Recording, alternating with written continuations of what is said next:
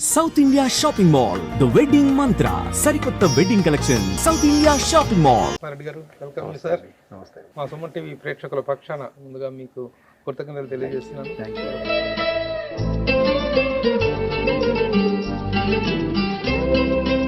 మీ గురించి మాట్లాడాలంటే అసలు ఫస్ట్ ఎక్కడి నుంచి స్టార్ట్ చేయాలి? మధ్య మీరు ఎక్కువగా కనిపించరు అసలు మీడియాలో, చాలా దూరం పెట్టుకున్నారు. చాలా రెడ్డి గారు చెప్పినటువంటి చరిత్ర అదే వచ్చేసి ఇక్కడికి తను మీరు అక్కడ ఉన్నారు, ఇక తాను ఇక్కడ అప్పుడప్పుడు ఇండస్ట్రీ ఇక్కడికి షిఫ్ట్ అవుతున్నటువంటి రోజులు. స్వీట్స్ వ్యాపారం స్టార్ట్ చేసాము. ఆయన ఇక్కడ నుంచి ఎస్వి కృష్ణారెడ్డికి డైరెక్షన్ రాదు, ఎస్వి కృష్ణారెడ్డికి మ్యూజిక్ రాదు, ఎందుకంటే గోస్టులను పెట్టుకొని అసలు నువ్వు డైరెక్టర్ గా ఎక్కడ అసిస్టెంట్ డైరెక్టర్ గా పని చేయలేదు. అంత ముందు ఏమి వారపత్రులుగా ఆ రోజుల్లో ఈ మాటలు మీ దృష్టికి వచ్చినాయా? సరే, హీరోయిన్ బొడ్డు కనిపిస్తేనే కమర్షియాలిటీ, హీరోయిన్ నడుము ఊపితేనే కమర్షియాలిటీ, వాళ్ళ దగ్గర నుంచి మీకు ఏంటంటే కొంచెం కమర్షియల్ గా తీయచ్చు కదా అనే ఒత్తిళ్ళు ఎప్పుడు రాలేదా మీకు? ఒత్తిళ్ళు అయితే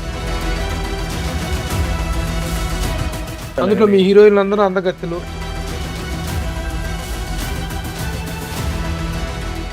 సుమన్ టీవీ ప్రేక్షకులకు నమస్తే and welcome to my show from the bottom of the heart. Cinema industry అంటే ఇది ఒక అనార్గనైజ్డ్ సెక్టర్ అని, ఇక్కడ డిసిప్లిన్ అనేటువంటి దానికి కానీ పద్ధతులకు క్రమశిక్షణకు అవకాశమే ఉండదనేటువంటి అభిప్రాయం అపోహ ఉన్నటువంటి సంగతి అందరికీ తెలిసిన విషయమే. అయితే ఇలాంటి ఒక అనార్గనైజ్డ్ సెక్టార్లో కూడా మోస్ట్ ఆర్గనైజ్డ్ ఇండివిజువల్స్గా, మోస్ట్ డిసిప్లిన్ ఇండివిజువల్స్గా పేరు తెచ్చుకున్నటువంటి వ్యక్తులు ఇద్దరున్నారు. అలాగే ఆదర్శవంతమైనటువంటి స్నేహానికి కూడా ప్రతిరూపాలు గలించినటువంటి వ్యక్తులు కూడా వాళ్ళే. They are none other than S V Krishna Reddy and K Achi Reddy garu. దర్శకుడు, నిర్మాత, ఆ కాంబినేషనే అద్భుతమైనటువంటి ఆదర్శ స్నేహితులు వాళ్ళు. అలాంటి వారిలో ఎస్వి కృష్ణారెడ్డి గారు దొరక్క ఇన్నాళ్ళకి నాకు దొరికారు. Feeling very happy. కృష్ణారెడ్డి గారు వెల్కమ్ సార్. నమస్తే. Thank you. మా సుమన్ టీవీ ప్రేక్షకుల పక్షాన ముందుగా మీకు కృతజ్ఞతలు తెలియజేస్తున్నాను. Welcome, hearty welcome. మీ గురించి మాట్లాడాలంటే అసలు ఫస్ట్ ఎక్కడి నుంచి స్టార్ట్ చేయాలి? అలా విశేషాలు ఇంకా మీకు మధ్య మీరు ఎక్కువగా కనిపించరు అసలు మీడియాలో, ఇక్కడ కొంచెం మోస్ట్ అన్అవైలబుల్ ఇదనమాట. కానీ అలాంటిది మిమ్మల్ని దొరకపుచ్చుకున్నాం మేము. ఎలాగో I want to start from Konkuduru, me native place. అక్కడ నుంచి ఒక చిన్న జర్నీస్ చేసి అక్కడ నుంచి చెన్నై వెళ్దాం, చెన్నై నుంచి హైదరాబాద్ వద్దాం. చాలా దూరం పెట్టుకున్నారు, చాలా పెట్టుకున్నాం, చాలా వెనక్కి పెట్టుకున్నారు మీరు. Sir Konkuduru native place Krishna జిల్లా. కృష్ణా జిల్లా కాదండి, ఈస్ట్ గోదావరి డిస్ట్రిక్ట్, ఈస్ట్ గోదావరిలోకి వస్తుందా కొంకుదురులో. ఇప్పుడు దేంట్లోకి వెళ్ళిందో కూడా తెలియదు అనుకుంటా ప్రస్తుతం జిల్లాలో. లేదండి, ఇప్పుడు కూడా ఈస్ట్ లోనే ఉంది. ఈస్ట్ గోదావరిలోనే ఉంది. Okay okay okay. అక్కడ పుట్టాను, అక్కడే పెరిగాను. కొంకుదురులో ఎప్పటిదాకా చదివారండి కొంకుదురులో? కొంకుదురులో నేను ఒక 8th క్లాస్ వరకు చదివానండి. అంటే కొంకుదురు నుంచి రాయవరం వెళ్ళేవాళ్ళం. ఓహో, నేను కొంకుదురులో ఓన్లీ అప్పర్ ప్రైమరీ వరకు ఉండేదా? అంతేనండి, 5th వరకు ఉండేది. ఆ తర్వాత రాయవరం వెళ్ళి రాయవరంలో హై స్కూల్ ఉండేది. సో అక్కడ చదువుకుంటూ ఆ తర్వాత మేము వలస వెళ్ళిపోయామండి ఆరవల్లి అనే ఒక విలేజ్ కి. సో ఈ కొంకుదురులో చాలా మంది ఫ్రెండ్స్ ఉన్నారు. ఇప్పుడు కూడా నేను ఇటు కొంకుదురు ఎలా వెళ్తానో ఆరవల్లి కూడా అలా వెళ్తానండి.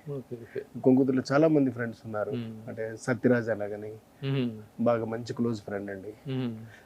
తర్వాత నాకు అవడానికి నేను అన్నయ్య అని పిలుస్తాడు నన్ను, కాకపోతే మామయ్య గారు అబ్బాయి వెంకటనారాయణ అలాగని అతను. ఇలా వీళ్ళందరూ కూడా నాకు బాగా మంచి స్నేహితులు. చిన్నప్పటి నుంచి ఆడితో కలిసి ఆడుకున్నాను నేను. తర్వాత ఆరవెల్లి వచ్చేసాను. ఆరవెల్లి వచ్చిన తర్వాత ఇక అచ్చిరెడ్డి గారు, అచ్చిరెడ్డి అనేటువంటి ప్రస్తావన వచ్చిందంటే అక్కడ నుంచే ఫ్రెండ్స్ అయినా ఆత్మబంధువు అయినా ఆత్మమిత్రుడైనా అచ్చిరెడ్డి గారు అనేటువంటిది మీ పేరుతో పాటు పేలాలుగా వచ్చేటువంటి. ఆయనతో మీ అనుబంధం ఎప్పుడు స్టార్ట్ అయింది? ఎలా? ఏ క్లాస్ నుంచి? ఆరవెల్లి వచ్చేసిన తర్వాత నేను యాక్చువల్గా అదే 7th class are 8th class గుర్తులేదు నాకు. నేను అప్పుడు అది ఫెయిల్ అయ్యానండి అక్కడ. ఆ తర్వాత మళ్ళీ ఇక్కడికి వచ్చిన తర్వాత మళ్ళీ సేమ్ క్లాస్ చదివాను నేను ఇక్కడ ఆరవల్లి వచ్చాను. సో అలా చదువుకుంటూ వెళ్ళి తర్వాత భీమవరం వెళ్ళి. తను ఏ క్లాస్ నుంచి మీకు పరిచయం అచ్చిరెడ్డి గారు? సేమ్ 8th క్లాస్ నుంచి. ఆయన నాకన్నా జూనియర్ అండి, 2 years చిన్నవాడు అతను. క్లాస్ కాదు, క్లాస్మేట్స్ కాదు, స్కూల్ మేట్స్. మీరు స్కూల్ మేట్స్ అంతే, నాట్ క్లాస్మేట్స్. ఓకే. బట్ ఎక్కువ ఆరవల్లి విలేజ్ కాబట్టి ఎక్కువ కలిసి ఉండేవాడు అండి. మిగతా వాళ్ళందరూ పక్కన ఉన్నటువంటి కంచుమర్రు, మంచిలి ఇట్లన్నిటి నుంచి వస్తూ వెళుతూ ఉండేవారండి. దంతపిల్లి ఇవన్నీ కూడా కోరుకోలు. ఈ రోజున ఎస్వి కృష్ణారెడ్డి గారు అంటే బహుముఖ ప్రజ్ఞాశాలి, ఒక కథా రచయిత, సంగీత దర్శకుడు, నటుడు అన్నీ ఉన్నాయి. మీ దగ్గర చాలా ఆర్ట్స్ ఉన్నాయి. వీటన్నిటికీ బీజం ఆ టైంలోనే పడిందండి? అప్పటి నుంచే మీలో ఇంట్రెస్ట్ అనేటువంటిది జనరేట్? అవునండి, అప్పటి నుంచే పడింది. అప్పటి నుంచే. ఏమేం చేసేవాళ్ళు? కాలేజీ నాటకాలుగా? కాలేజీ నాటకాలకు నాడేనండి. అంటే నేను ఆర్టిస్ట్ గా చేయడం కాదు, నేను డైరెక్ట్ గా చేసేవాడిని అప్పుడు. ఓ, డైరెక్షన్. నాటకాలకు డైరెక్షన్ చేశాను కొన్నిటికి, చేశాను. తర్వాత అలాగే నాకు ఏదైనా ఒక కథ నచ్చింది అనుకోండి, అది మనసుకు అత్తేసుకుంటే చాలు, అది చెప్పేవాడిని అండి బాగా. అంటే ఫర్ ఎగ్జాంపుల్ మీకు చెప్తానండి, నన్ను నా ఫ్రెండ్స్ ఒకసారి తిట్టేవారు, ఒకసారి తరిమేవారు. ఎందుకు తరిమేవారు అని అంటే, నేను ఇంగ్లీష్ ఫిల్మ్ చూసి వచ్చి నేను చెప్పేవాడిని అండి వాళ్ళకి ఆ కథ. వాళ్ళ కథ చెప్పిన తర్వాత వాళ్ళు ఆ సినిమా చూసేవారు. అది ఆ సీన్స్ ఏ వాళ్ళకి ఉండేవి కాదండి, వేరే ఏంటో చెప్పేసేవాడు. అంతటి వాళ్ళు నన్ను తరిమేవారు అనమాట. అంటే మీరు దానికి ఇంకా కొంచెం ఇంప్రూవ్మెంట్స్, బెటర్మెంట్స్ ఉన్నాయి లేనిపోయి కల్పించి ఏదో ఏమో అప్పుడు నాకు అనిపించినటువంటి ఒక అందమైనటువంటి స్క్రీన్ ప్లే మొత్తం చెప్పేసేవాడిని. ఈ చెప్పేసింది వాడికి విపరీతంగా నచ్చేసి వాళ్ళు వెళ్ళిపోయేవారు చూడడానికి. చూడండి బాగుంటుంది అని చెప్పేవాడు పైగారు. వాళ్ళు వెళ్ళేవారు. వాళ్ళు వెళ్ళి చూసిన తర్వాత వాళ్ళు నేను ఎక్కడ దొరుకుతానా, ఎందుకు అంత ఎన్హాన్స్ చెప్పడం? అంటే సినిమా అంటే అంత ప్రేమ మీకు? కాదు, నాకు అప్పటి నుంచి నాకు తెలియకుండానే నా లోపల ఆ సినిమా పట్ల ఆ ప్రేమ, ఆ మోజు, ఆ ముచ్చట అన్ని ఉండిపోయినట్టు ఉన్నాయి. ఉండిపోవటం వల్లే కదా. డిగ్రీ దాకా వచ్చారండి మీ ఇద్దరు ప్రయాణం అచ్చిరెడ్డి గారు మీరు? నేను తర్వాత ఆయన అత్తిలి స్కూల్లో చేరేడు దగ్గరలో నేను భీమవరం వెళ్ళిపోయానండి. బట్ వెళ్ళిపోయినా మేము వీక్లీ అక్కడికి వస్తాం కదా, ఆరవల్లి విలేజ్కి వచ్చేవాళ్ళం. సో రెగ్యులర్ గా కలుస్తూ ఉండేవాళ్ళం. ఈ సినిమా ఇండస్ట్రీలోకి రావాలనేటువంటి థాట్ జనరేట్ అయింది అక్కడ ఆరవల్లి అత్తిల్లో ఉండగా, కాలేజ్ డిగ్రీ పియూసీ చదువుతున్నా. ఆరవల్లిలో ఉండగానే నాకు ఒక రకమైనటువంటి ఇంట్రెస్ట్ ఏర్పడిన తర్వాత చక్కగా ఏంటి తొలి ప్రయత్నాలు చెప్పండి, తొలి అడుగులు ఏంటి చెప్పండి? తొలి అడుగులు అని అంటే పగడాల పడవలని ఒక ఫిల్మ్ చేశాను నేను. అంటే అది రిలీజ్ అయినట్టు చెప్పలేము, అవనట్టు చెప్పలేము, ఏమరి అది అవలేదనే అనుకోవచ్చు, అయ్యిందనే చెప్పుకోవచ్చు. ఏమో అది ఎలాగో నాకు మాత్రం తెలుసు చెప్పండి. మీకు తెలియదు? నాకు తెలీదు. అదేదో ఏంటి ఆ పగడాల పడవలో మీరు హీరో? అందులో హీరో అంటే హరినాథ్ ఒక మెయిన్ క్యారెక్టర్ చేశాడు ఆయన. తర్వాత విజయలలిత గారు చేశారు. తర్వాత ఇంకా సెకండ్ హీరోగా నేను చేశాను. పల్లవి గారు అలాగని చెప్పేసి ఒక అమ్మాయి ఉండేది, హీరోయిన్ గా చేశారు. డైరెక్టర్ యువి బాబు అలాగనండి, ఆయన చేశారు. ఆయన లేరండి, చనిపోయారు. మొత్తం మీద ఒక సినిమా కంప్లీట్ చేసాం గానీ రిలీజ్ చేయలేకపోయాం. ఎప్పుడు వెళ్ళారు? ఏ ఇయర్ లో వెళ్ళారు మీరు చెన్నై? మద్రాస్ 2 గుర్తుండదండి నాకు. ఏ సంవత్సరంలో ఏం చేశాను అన్నది గుర్తుండదు. Okay okay. అంటే వెళ్ళిన తొలి ప్రయత్నాలు ఎప్పుడు ఎలా జరిగింది? ఏమో ఎప్పుడో ఇక అలా వెళ్ళిపోతూ ఉంటే డిగ్రీ పూర్తి చేసాక వెళ్ళారా? కాదండి, మాస్టర్ ఆఫ్ కామర్స్ అయిన తర్వాత అయిన తర్వాత ఆ తర్వాత నేను అక్కడికి వెళ్ళా. వెళ్ళి సినిమాలో హీరో అవ్వాలని వెళ్ళా. ఆ తర్వాత వచ్చి మా వాడు సరే నేను చేశాను కదా, ఆ సినిమా చూద్దాం మనము అని చెప్పేసి వచ్చాడు అచ్చిరెడ్డి గారు. ఎక్కడికి? మెడ్రాస్. వచ్చి సినిమా చూసాడు ఆయన. సినిమా చూసి రే నువ్వు బాగానే చేసావు, కాకపోతే నాకు ఏమనిపిస్తుందో చెప్తాను ఓపెన్ గా అలాగని చెప్పి చెప్పాడు. ఇది కాదు చేయాల్సిందేమో అని అనిపిస్తుంది నాకు, మనం ట్రై చేద్దాము అన్నాడు. మనం ఏదో రకంగా ప్లాన్ చేద్దాము, సినిమా చేద్దాము అలాగే. మన దగ్గర డబ్బులు ఏమున్నాయి? లేవు. అప్పుడు కానీ అయిపోయింది. డబ్బులు ఏమున్నాయి మన దగ్గర? ఫ్యామిలీ అండి, మంచి ఫ్యామిలీ నుంచి వెళ్ళాఫే అండి. కాకపోతే సినిమాలు చేయడానికి తగినంత డబ్బు ఉండేది కాదు. అప్పట్లోనే ₹1,00,00,000 ఉంటేనే తప్ప అప్పుడు ఒక సినిమా అయ్యేది కాదు కదా. కనీసం 50 లక్షలు 60 లక్షలన్నా ఉంటేనే కానీ అయ్యేవి కాదు సినిమాలు. 50-60 అంటేనే పోగేసి తేవడం అనేది ఇంటి దగ్గర ఒప్పుకోరు కదా. అంచేత ఏంటంటే లేదు మనం ప్లాన్ చేద్దామని, ఎవరి మన దగ్గర ఏమన్నా నేరాలి కానీ సంపాదిద్దాం అన్నాడు. ఎలా సంపాదిస్తాం ఇప్పుడు అలాగే? ఎవరైనా సినిమాలోకి వచ్చాక సంపాదిద్దాం అనుకుంటారు, కానీ సినిమా అని చేశాడు ఆ పని. చేశాడండి, చేయించాడు నా మిమ్మల్ని చేత. హీరో చేయటం కోసమే సినిమా సంపాదన అసలు ఆయన టోటల్ గా ఆయన జీవితం మొత్తం అండి నన్ను నిలబెట్టడం కోసమే ఆయన అనుక్షణం కృషి చేస్తూనే ఉన్నాడు. ఆ రోజు ఎలా కృషి చేశాడు, ఈ రోజు కూడా అలాగే కృషి చేశాడు. Very nice man, no doubt at all. ఏంటి సార్ ఆ అనుబంధానికి కారణం? ఏమో అది తెలిస్తే నేను ఏంది మీ పట్ల అంత అభిమానం ఏంటి తనకి? ఏం మరి ఇంకా అది అతనే చెప్పాలి. అంటే ఇప్పుడు మీరు నాకు తెలిసింది ఏంటంటే మీరు ఇక్కడ మెడ్రాస్ లో ప్రయత్నాలు చేస్తుండగానే అక్కడ ఉండగానే మీరు కొన్ని సినిమాల్లో కూడా చేశారు. రాక్షసుడు సినిమాలో అంటే నేను చిన్న చిన్న వేషాలు వేస్తుంటే తనకి ఇష్టం ఉండేది కాదు.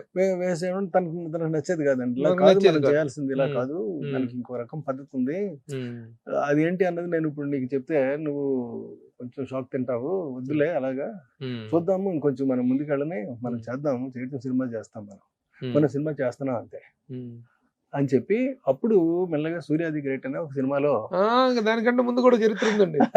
తను అచ్చిరెడ్డి గారు చెప్పినటువంటి చరిత్ర అదే వచ్చేసి ఇక్కడికి మీరు అక్కడ ఉన్నారు, ఇక తాను ఇక్కడ అప్పుడప్పుడు ఇండస్ట్రీ ఇక్కడికి షిఫ్ట్ అవుతున్నటువంటి రోజులు అవునండి, అవునవును, ఇక్కడికి వచ్చి ఫస్ట్ స్వీట్స్ వ్యాపారం స్టార్ట్ చేసామని స్వీట్స్ వ్యాపారం స్టార్ట్ చేసాము. ఆయన ఇక్కడ నుంచి కష్టపడి పాపం డబ్బులు నెలకింత అని చెప్పేసి నాకు పంపిస్తూ ఉండేవాడు. నేను ఇక్కడ వేషాలకు ట్రై చేస్తూ ఉండేవాడిని.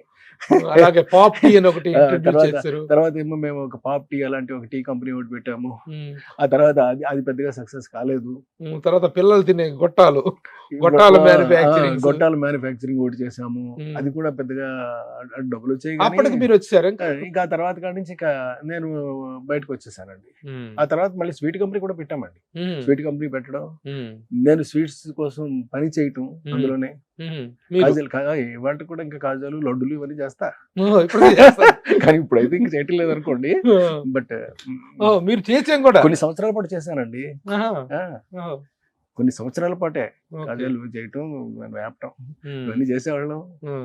అవన్నీ కష్టపడి వీటన్నిటి ఇన్ని కష్టాలు పడి ఇంత చేసేసి ఒక సినిమా సినిమా చేయడం కోసమే తను ఆలోచన, తన గైడెన్స్ ఏంటి అని అంటే మనం సినిమా చేయాలి, మనం నిలబడాలి. నీ దగ్గర నీకు తెలియకుండానే ఒక కెపాసిటీ ఒకటి నీ దగ్గర ఉంది, అది నాకు తెలిసి ఏంటి అనేది. అది నేను నీకు చెప్పను.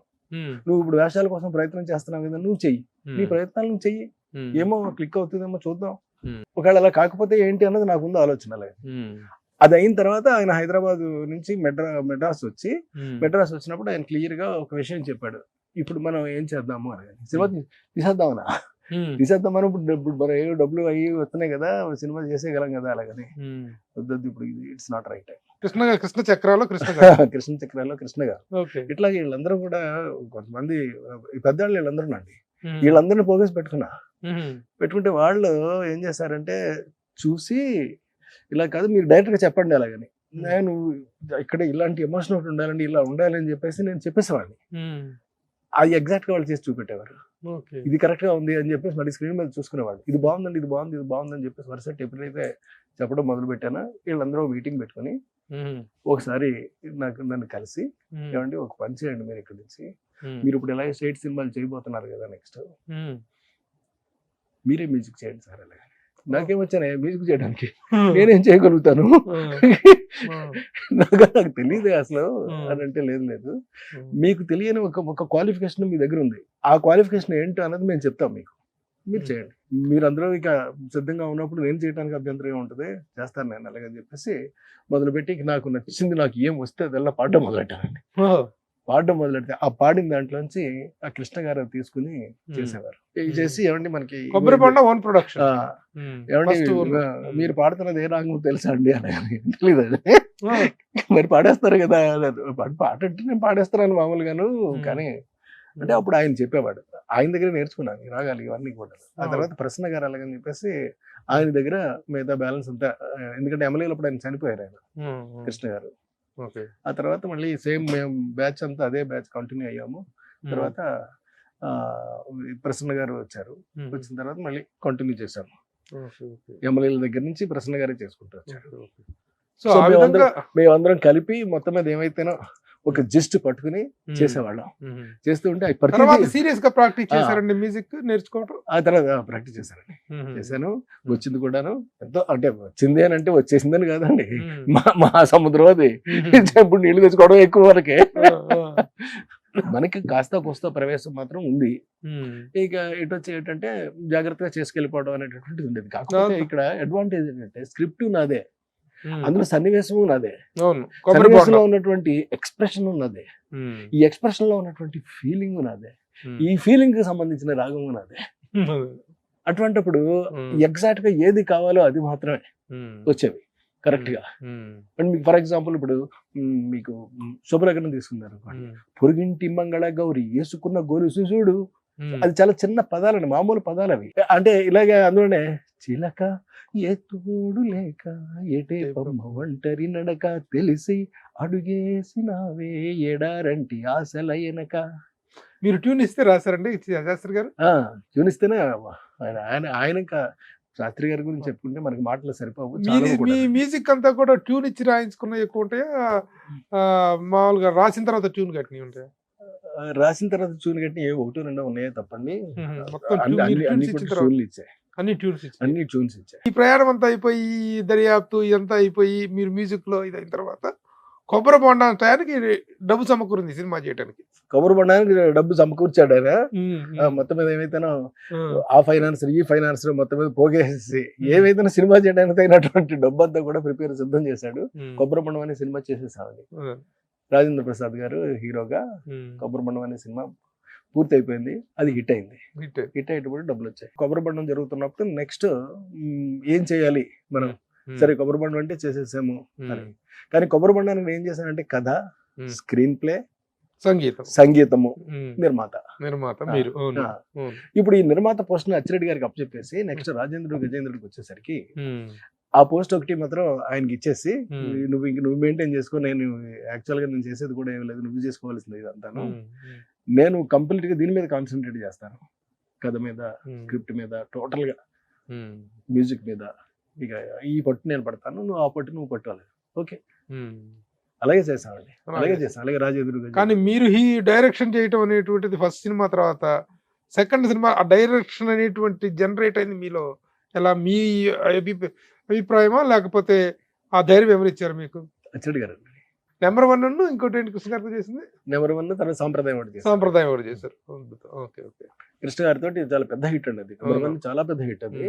పెనం మీద దోశ వేసినంత ఈజీగా సూపర్ డూపర్ హిట్లు కొట్టారు మీరు.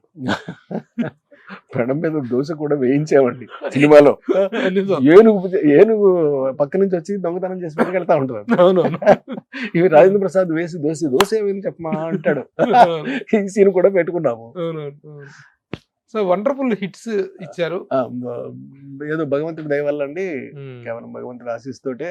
అసలు ఎట్లాగంటే కళ్ళు మిరుమిట్లు కొలిపే విజయాలు ఈ కొత్తగా వీళ్ళెవరో వచ్చేసి చాలా చేస్తున్నారు అనేటువంటిది అభినందన ఎంత ఉందో అసూయ కూడా అంతగా రగిలే స్థాయిలో మీ విజయాలు అనేటువంటి ఆ రోజుల్లో ఇండస్ట్రీ ఎంజాయ్ చేసింది, ప్రేక్షకులు ఎంజాయ్ చేసి తెలుగు ప్రేక్షకులు ఎంజాయ్ చేశారు. అంటే మాకు అభినందన ఎంత ప్రేమిస్తామో అసూయని కూడా అంతే ప్రేమిస్తాము.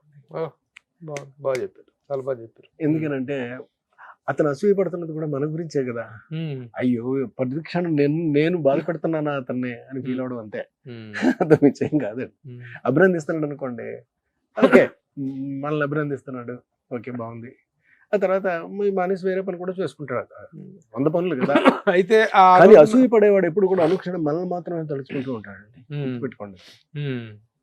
అతను తొలిచేస్తా ఉంటుందండి, అతనే ఎక్కువ ప్రేమిస్తున్నాడు, ఎక్కువ ఆలోచిస్తున్నాడు వారి గురించి. ఆలోచన నుంచి పుట్టినయే కొన్ని పుకార్లు. ఆ రోజుల్లో ఎస్వి కృష్ణారెడ్డికి డైరెక్షన్ రాదు, ఎస్వి కృష్ణారెడ్డికి మ్యూజిక్ రాదు, ఎందుకంటే గోస్టులను పెట్టుకుని అసలు నేనంటే ఏం చేయలేదు కదా.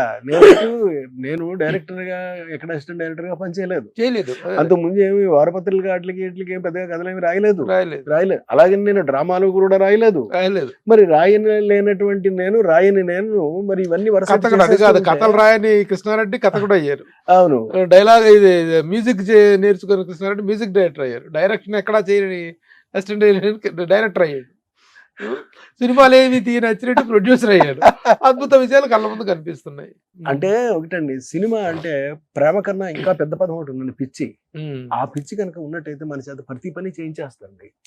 సరిగమ పదనిస అనేటటువంటి స్వరాల్ని దీన్ని సంకల్పించినప్పుడు, దాన్ని ప్రబోధించినప్పుడు, అంటే ఇవన్నీ everything is somebody has to begin it అండి. ఎవరో ఒకళ్ళు స్టార్ట్ చేయాలి. సో ఇలా నేను స్టార్ట్ చేశాను. చేశారు. ఓకే. మీరు ఆ రోజుల్లో ఈ మాటలు మీ దృష్టికి వచ్చినాయా? డైరెక్షన్ రాకపోయినా గోస్టులతో పెట్టి డైరెక్షన్ చేసుకున్నాడు. అందులో మీతో పెద్ద ఆయన ఒక ఆయన ఉండేవాడు, రంగారావు గారు. రంగారావు గారు అంతా ఆయనే చేసేవాడు, ఈయన లేదని చెప్పేసి. ప్రతిదీ హాయిగా మీరు మ్యూజిక్ ఆయన చేసేవాడు కదా, అంత ఎవరితో చేయించుకున్నాడు. మీకు చెప్పాను కదా ఇందాక, ఎవరైనప్పటికీ కూడా వాళ్ళు మన గురించే కాన్సన్ట్రేట్ చేసి ఆలోచిస్తున్నారండి. అంచేత ఎలా అనిపించేది మీకు అప్పుడు? నాకు చాలా ఆనందంగా అనిపించేదండి. వచ్చినాయా మీ దృష్టికి? వచ్చినాయి, అన్ని వచ్చినాయండి. ప్రతిదీ కూడా నా దృష్టికి వచ్చింది, రాకుండా ఏమీ లేదు. ప్రతిదీ కూడా ఇలా అనుకుంటున్నారు, అలా అనుకుంటున్నారు. ఎస్వి కృష్ణారెడ్డి ఆ రోజున ఒక స్టేట్మెంట్ ఇచ్చారని, అది పెద్ద పాపులర్ అయిపోయి పెద్ద కాంట్రవర్సీ అవ్వలేదు, కానీ అందరూ ఒకసారి ఐబ్రో లిఫ్టింగ్ జరిగింది. మీరు మాతోనే, నేను కూడా ఉన్నాను ఆ ప్రెస్ మీట్ లో, నాకు క్లాప్ కొట్టడం రాదు, ప్లాప్ కొట్టడం రాదు అనే ఒక మాట అన్నారు మీరు. దాని మీద వచ్చిన వివాదం ఏంటి, దాని పూర్వపరాలు చెప్పండి. అంటే ఇప్పుడు ఇవన్నీ గుర్తుకు ఉండవు కానండి, ఆ మాట మాత్రం అన్నది వాస్తవమే. క్లాప్ కొట్టడం రాదు, ప్లాప్ కొట్టడం రాదు, అలాగే చెప్పేసి ప్రాస బాగుంది కదా అని అనేసి క్లాపులు రాకుండా ఎందుకుంటాయి, దాన్ని పెద్ద ఇష్యూ చేసి ఇండస్ట్రీలో పెద్ద ఇది చేశారు. ఎన్ని చేసినారండి. ఒకటండి, మనం సంతోషించడం కనుక ప్రతి చిన్న విషయంలోనూ కూడా నేర్చేసుకున్నాం అనుకోండి, మనకన్నా గొప్పవాడు ఇంకొకటి ఎవడో ఉండడండి. లేకుండా అలా అలా అలా మనం అలవాటు పడిపోతాము. ఓహో, మన గురించే కదా చెప్తున్నారు, మన గురించే కదా ఆలోచిస్తున్నారు, మన గురించే కదా వీళ్ళు నొచ్చుకున్నా మెచ్చుకున్నా రెండు మన గురించే కదా. మీకు పొగరు పెరగలేదా సార్ ఆ రోజుల్లో? అంటే అసలు పొగరు పెరగడానికి చోటేదండి, గ్యాప్ ఏది, టైం ఎక్కడ ఉంది? లేదు లేదు. కానీ మీ ఫెయిల్యూర్ కోసం కొంత వెయిట్ చేసిన సందర్భాలు, ఎదురు చూసిన సందర్భాలు కూడా ఉన్నాయి. ఎప్పుడు పడుద్దాల నెత్తి మీద బండ అనేటువంటిది కూడా ఎదురు చూసినటువంటి సందర్భాలు మాకు తెలుసు. అంటే అట్లా అంత అప్రతిహతంగా దూసుకుపోయినటువంటి పీరియడ్ మీది. అభినందన ఎంత ఉందో అసూయ కూడా అంత ఉంటుందండి సహజంగా. ఇప్పుడు బాగా డబ్బులు సంపాదించేస్తారండి కొంతమంది విపరీతంగానండి. వందల ఎకరాలు కొయ్యగానే రేట్లు పెరిగిపోతుంటాయి. ఇప్పుడు అందరూ ఉన్నారు అలాగా. అంటే అది వాళ్ళు చేసుకున్నటువంటి ఒక అదృష్టం అది. మరి అంత ముందు వాడు అమ్మేసిన వాడు ఆడు చేసుకున్నటువంటి దురదృష్టం అంటే కర్మ, అదృష్టం అంటే పుణ్యం. పాప పుణ్యాల క్యాలిక్యులేషన్ అంటే ఇది. అంచేత మనకి ఏది ఇవ్వాలో భగవంతుడి పైనుంచి మనకి ఇస్తూ ఉంటాడు.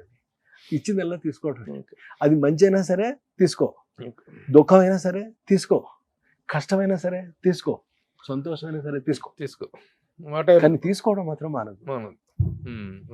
అచ్చిరెడ్డి, కృష్ణారెడ్డి అనేటువంటి ఇద్దరు బ్యూటిఫుల్ ఫ్రెండ్స్ దగ్గర నుంచి వచ్చినటువంటి మరో అద్భుతమైనటువంటి చిత్ర నిర్మాణ సంస్థ మనీషా ఫిలిమ్స్. అలాగే కిషోర్ రాఠీ సమర్పించు.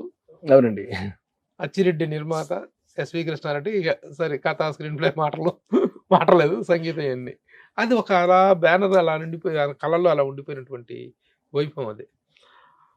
ఆ మనీషా ఫిలిమ్స్ అనేటువంటి దాన్ని సాధించినటువంటి అద్భుత విజయాలు ఒక రో ఆఫ్ ఇదిలో చూస్తే కేవలం సినిమాలు తీసి డబ్బు చేసుకోవటం కాకుండా కొన్ని గొప్ప ప్రొడక్షన్ వాల్యూస్ని, ప్రొడక్షన్ మెథడ్స్ని మీరు గొప్పగా ఫాలో అయ్యారు. ఒక కొత్త సంస్థ వస్తే ఎలా రావాలి, ఎంత పొదుపుగా, ఎంత బాధ్యతగా, ఎంత పద్ధతిగా ప్రొడక్షన్ చేయాలి అనేటువంటి దానికి మీ మనీషా ఒక గొప్ప ఉదాహరణ. దానికి రెండు కారణాలు ఉన్నాయండి. ఒకటి స్క్రిప్ట్ మీద మనకు ఉన్నటువంటి కమాండ్ అండి. ఎందుకంటే అన్నీ నేనే కదా, కథ నేనే, స్క్రీన్ ప్లే నేనే, మ్యూజిక్ నేనే, డైరెక్షన్ నేనే, ఇవన్నీ నండి. ఇప్పుడు కొత్తగా అంటే ఇప్పుడు మాటలు జాయిన్ అయినాయి. ఇవన్నీ వరుసగా చేసుకెళ్తున్నప్పుడు ఒకదాంతో ఒకటి ఎప్పుడు కూడా కనెక్షన్ ఉంటుంది. కనెక్షన్ లేకుండా మాత్రం ఏది ఉండదు. కథ ఉంటేనే కదా స్క్రీన్ ప్లే ఉంటేనే కదా మీకు మాటలు రాయగలిగేది, మాటలు ఉంటేనే కదా మీకు మ్యూజిక్ చేయగలిగేది, సన్నివేశాలు ఉంటేనే కదా అండి ఏదైనా చేయగలిగేది, ఇవన్నీ ఉంటేనే కదా పేపర్ చేతిలో ఉంటేనే కదా డైరెక్షన్ చేయగలిగేది. అంటే ఇవన్నీ కూడా వన్ సీజన్ ఇంటర్లింక్డ్, ఒకదానికి. ఇవన్నీ ఒకే వ్యక్తిగా మనం చేస్తున్నప్పుడు సో మనం డెఫినెట్ గా ఒక మంచి యాంగిల్లో ఆలోచించుకుని చేయవలసినటువంటి బాధ్యత మనకు ఉంది అని బాధ్యత గుర్తించి, ఈ మంచివాడు బాగానే చేసుకుంటూ వెళ్తున్నాడు అనేటటువంటి ఒక ఏదైతే ఉందో దాన్ని అనుక్షణము మనం నిలబెట్టుకోవాలి. అది మనకి సినిమా కాదు, మనం ఏ రంగమైనా సరే, ఈ రంగమే కాదు ఇంకొక రంగమైనా సరే, మనం ధర్మంగా ఉండాలి, మనం నిజాయితీగా ఉండాలి. అంచేతే నా దగ్గరికి వచ్చిన ఏ నిర్మాత కూడా పాడైపోవడం నాకు నచ్చదండి. అటు బాగుపడాలి, ఏదో రకంగా బాగుపడాలి, అంతే.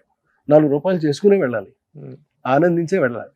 సినిమా అనేటువంటిది వ్యసనాలకు నిలయం అనేటువంటిది. కానీ మీరు ఏ రోజు కూడాను సినిమా తప్ప, సినిమా శ్వాసించడం తప్ప ఏ రోజు కూడాను ఒక అదర్ డైవర్షన్స్ వైపు వెళ్ళటం కానీ, ఎక్కడైనా ఒక కృష్ణారెడ్డి గారు ఒక వెట్ పార్టీలో కనిపించడం కానీ మీకు అంటే దీన్ని ఎలా ఈ డిసిప్లిన్ కూడాను, అది మీ ఇద్దరు కొన్ని ఒకళ్ళనే అనుకోవచ్చు, మీరు అచ్చిరెడ్డి గారు ఇద్దరు కూడా డిసిప్లైన్డ్ గానే జీవిద్దాం మనం.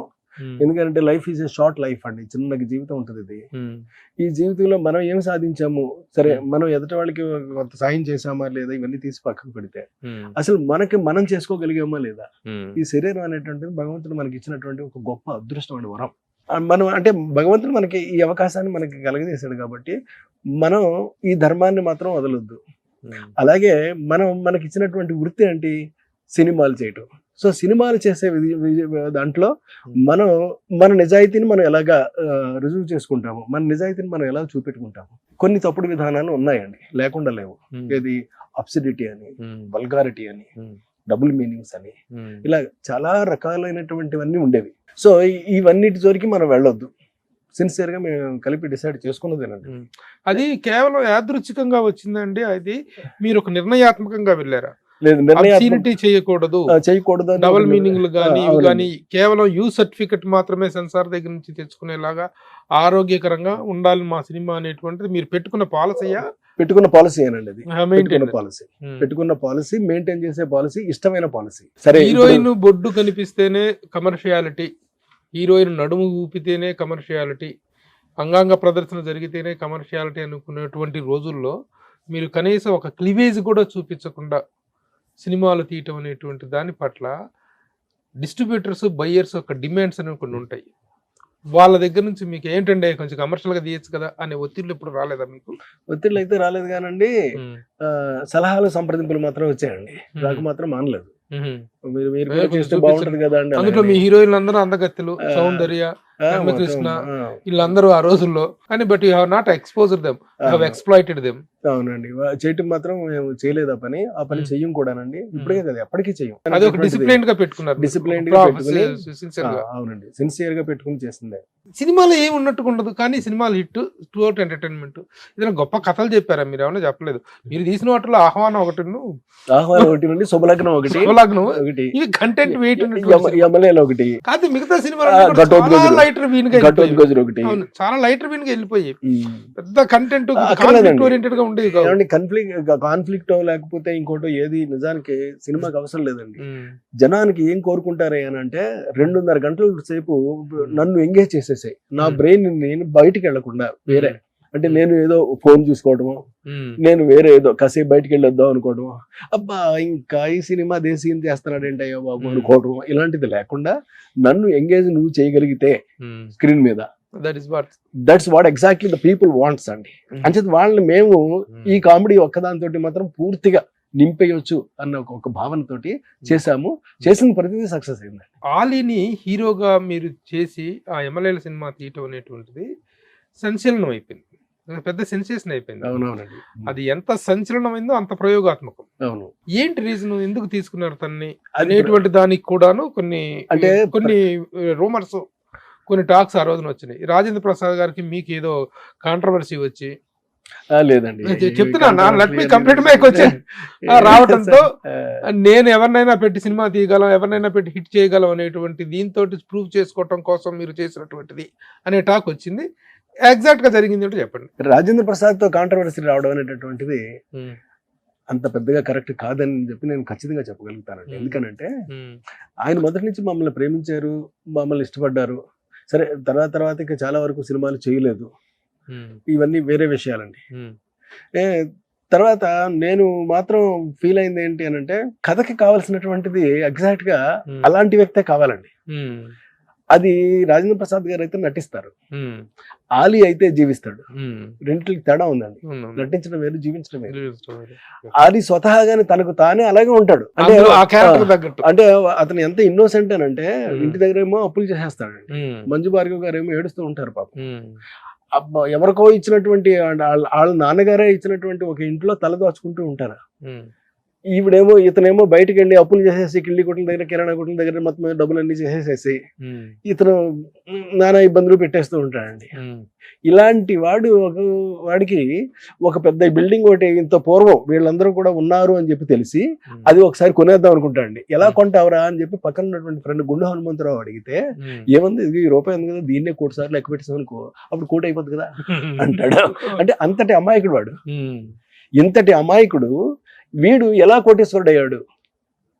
ఎలా అంటే ఏ యాంగిల్ నుంచి కూడా మనకి వాడికి ఈ ప్రాస్పెరిటీకి ఈ వాల్యూ ఈ రూట్ ఉందేమో, ఈ మార్గం ఉందేమో అనేటటువంటి భావన రానివ్వకుండా అసలు టోటల్ గా అన్ని డోర్స్ క్లోజ్ చేసి పైనుంచి పుస్తకం మారేసాం కిందకి. వాడే అదృష్టం అనే ఒక యాంగిల్ ఒకటి ఉంది చూడండి. ఇది ఎంత పెద్ద దురదృష్టవంతుడైనా సరే గొప్పవాడిని చేసేస్తాండి, చేసి గలదు. అది అదృష్టం అనుకున్నటువంటి పెద్ద క్వాలిఫికేషన్ ఉంది. సో అది ఆ క్యారెక్టర్ ఫిట్నెస్ కోసం, అది ఆ క్యారెక్టర్ ఫిట్నెస్ అండి. ఆ క్యారెక్టర్ ఫిట్నెస్ కాబట్టే అతనైతేనే సూట్ అవుతాడు అలాగని చెప్పి. ఈవెన్ సౌందర్య కూడా చేయలేదండి క్యారెక్టర్. యాక్చువల్గా సౌందర్య హీరోయిన్ చేయలేదు, నేను చేయను అని చెప్పింది. ఆలీ పక్కన అయితే నేను చేయను, ఆలీ తోటి చేసే రోజు వస్తుందేమో అన్న, వచ్చినప్పుడు చేస్తారేమో అని కూడా అంది పాపం. చేసింది కూడా అండి, అలాగే పాపం పిలిచి మరీ చేసింది. So that's her greatness. ఇక్కడికి వచ్చేసరికి ఇతను ఎప్పుడైతే మనకి ఆలియే కావాలని మనం కోరుకున్నామో, వేరే ఇంకెవ్వరూ కూడా సూట్ అవ్వనటువంటి కండిషన్ లో ఆ క్యారెక్టర్ డిజైన్ చేయబడిందండి. అందులో దివాకర్ బాబు గారి పాత్ర కూడా మంచి ఉంది, బాగా స్టామినా ఉందండి. ఆయన దాన్ని తీసుకెళ్ళి నిద్రలేని రాత్రులు గడిపారంట. ఎవరు ఎవరు ఎవరు ఈ సబ్జెక్ట్ కని చదువుతున్న టైంలో అర్ధరాత్రి ఎప్పుడో 2 గంటలప్పుడు అవునండి మీకు ఐడియా వచ్చి రాత్రి 2 గంటలప్పుడు మనకు హీరో దొరికాడు అని చెప్పారంట మీరు. ఎవరు అంటే ఆలీ అన్నారంట. అందరూ షాక్ అచ్చిరెడ్డి గారు చెప్పారు. కరెక్ట్ అండి, 100% కరెక్ట్. ఆలీ అనేవాడిని కనుక మనం హీరోని చేసాం అనుకోండి, క్యారెక్టర్ పర్ఫెక్ట్ గా ఫిట్ అవుతాడు. క్యారెక్టర్ కనుక పర్ఫెక్ట్ గా ఫిట్ అయితే ఆ సినిమా చాలా పెద్ద హిట్ అవుతుందండి. ఎంత హిట్ అయిందంటే ఆల్ ఇండియాలో మైనే ప్యార్ కియా, ఆంధ్రాలో ఆ రోజు మేము రాసి పెట్టిన హెడ్డింగ్ అది. హెడ్డింగ్ తో పబ్లిసిటీ జరిగింది ఆ రోజుల్లో. అంత పెద్ద హిట్ అది. అవునండి, ఒక హీరోని నిలబెట్టిందండి. ఒక దశాబ్దం పాటు ఆలుకున్నాడు ఆలి. ఒక 5-6 సంవత్సరాల పాటు హీరోగా మంచి దశ చూశాడు తను. చాలా. ఇప్పుడు ఈ సినిమా తర్వాత మనీషా రేంజ్ అనేటువంటిది ఒక రేంజ్ కి వెళ్ళిపోయింది. అవునండి. ఎస్వి కృష్ణారెడ్డి హీరోలు అనగానే కళ్ళ ముందు ఇద్దరు కనిపించారండి. ఒకవైపు శ్రీకాంత్, ఒకవైపు జగపతి బాబు. వండర్ఫుల్ పీరియడ్ ఇది. ఇక రాజేంద్ర ప్రసాద్ గారితో స్టార్ట్ అయినప్పటికీ కూడా ఆయన మెల్లిగా క్యారెక్టర్స్ వైపు టర్న్ అవుతున్నారు. ఒక ఇదిలో ఒక పీరియడ్ లో ఉన్నారు ఆయన. ఇక మీకు అప్పుడు మోస్ట్ హ్యాపెనింగ్ హీరోస్ అంటే శ్రీకాంత్, జగపతి బాబు, శ్రీకాంత్. ఆ జర్నీ గురించి చెప్పండి. చాలా మంచి జర్నీ అండి అది. శ్రీకాంత్ కి అయితే వినోదం లాంటిది కథే చెప్పలేదు నేను. ఆయన మీరు కథ చెప్పడం ఏంటి సార్, మీరు వదిలేండి సార్ అని అనేవాడు అతను. అది కాదే, అసలు నేను కథ ఇంకా అనుకోలేదు అనేవాడు నేను. అనుకుంటారులేండి ఇవాళ రేపు ఎప్పుడొకప్పుడు అనుకుని చేస్తారులేండి, పర్లేదు. అలాగే జేడి చక్రవర్తి అక్కడ వచ్చాడు మళ్ళీ. జేడి చక్రవర్తి 3 సినిమాలు అనుకో. 3 సినిమాలు చేశాను జేడి తోటి. బ్రాహ్మకు వేళారేలో అది చాలా పెద్ద హిట్ సినిమా. అది బయట పెద్ద పెద్ద నిర్మాణ సంస్థలు ఆ రోజున మీతో సినిమాలు తీయడానికి అవి కూడా పెద్ద హిట్స్ ఉన్నాయి. ఇప్పుడు శుభలగ్నం తీసుకున్నా కానీ, మావిచిగురు యశ్రవంతి రవికిషోర్ గారి, ఈవెన్ పెళ్ళామూరి వెళ్తే కూడా అరవింద్ గారికి చేశాను. గీతా ఆర్ట్స్ పెద్ద పెద్ద బ్యానర్స్ అన్ని వచ్చేసి. కానీ ఏ బ్యానర్ వచ్చినా సరే, ఎంత పెద్ద నిర్మాత వచ్చినా సరే, ప్రొడక్షన్ అంతా అచ్చిరెడ్డి మాత్రమే చూసుకోవాలి, అచ్చిరెడ్డి గారికే హ్యాండ్ ఓవర్ చేయాలి అనేటువంటిది మీ కండిషన్ అంట కదా. అలాంటి కండిషన్ పెట్టారా మీరు? లేదండి, కండిషన్ లో ఎప్పుడూ లేదు. ఎందుకంటే మరి ప్రతి సినిమా వెనకాల అచ్చిరెడ్డి గారు ఉండేవాళ్ళు కాదు. అంటే ఎందుకంటే ఈ వచ్చిన వాళ్ళు అతని హెల్ప్ తీసుకునేవారండి. ఎందుకంటే ఈయన యొక్క ప్లానింగ్ గానీ, లేదా ఇతను వేసేటటువంటి షెడ్యూలింగ్ గానీ పర్ఫెక్ట్ గా ఉంటుందండి. పైగా రెండోది ఏంటంటే స్క్రిప్ట్ ఎడిటింగ్ అని ఒకటి మేము ఇద్దరం కలిపి చేస్తామండి.